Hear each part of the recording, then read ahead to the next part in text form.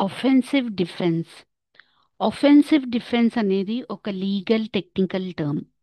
ఎదుటి వారిని గెలవడానికో, వాళ్ళ నోరు మూయించడానికో ఈ టెక్నిక్ వాడతారు.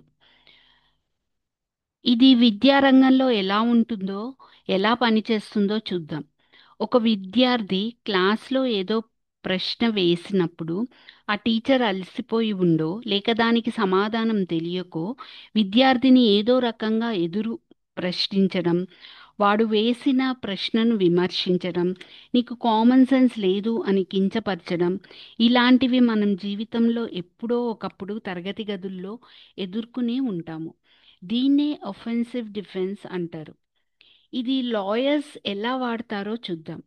కోర్టులో తన ఒపోనెంట్ని ఎదుర్కొనే సామర్థ్యం, ఆయుధం, సాక్ష్యం లేనప్పుడు ఈ అఫెన్సివ్ డిఫెన్స్ని వాడతారు.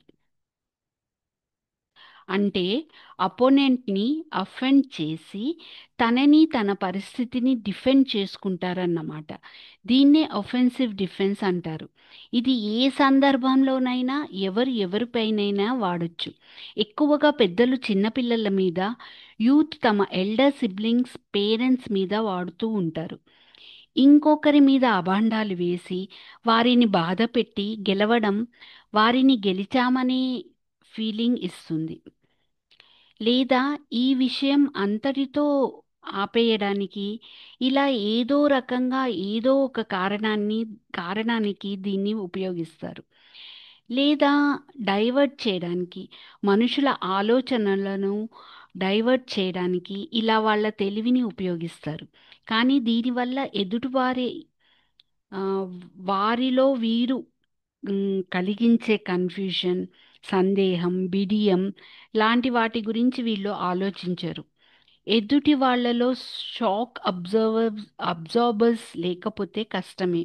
దీని బదులు టీచర్ వాళ్ళంతట వాళ్ళే వాళ్ళ షాక్ అబ్జార్బర్స్ ఇంప్రూవ్ చేసుకొని స్టూడెంట్స్ క్వశ్చన్స్కి పాజిటివ్ యాటిట్యూడ్తో విమర్శించకుండా యాక్సెప్ట్ చేసి ఒకవేళ తెలియకపోతే నెక్స్ట్ క్లాస్లో చెప్తాననడం టీచర్కి స్టూడెంట్కి ఆరోగ్యకరం, మెంటల్ హెల్త్ పరంగా మంచిదే అవుతుంది.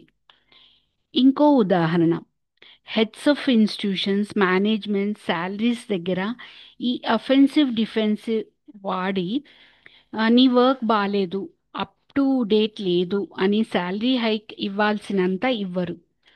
ఇలాంటి ఒఫెన్సివ్ డిఫెన్స్ ఎదుటివారు వాడినప్పుడు కృంగిపోకుండా అర్థం చేసుకునే వాళ్ళ దగ్గర తమని తాము ప్రొజెక్ట్ చేసుకోవడం లేదా ప్రశ్నలు అడగడం మంచిది.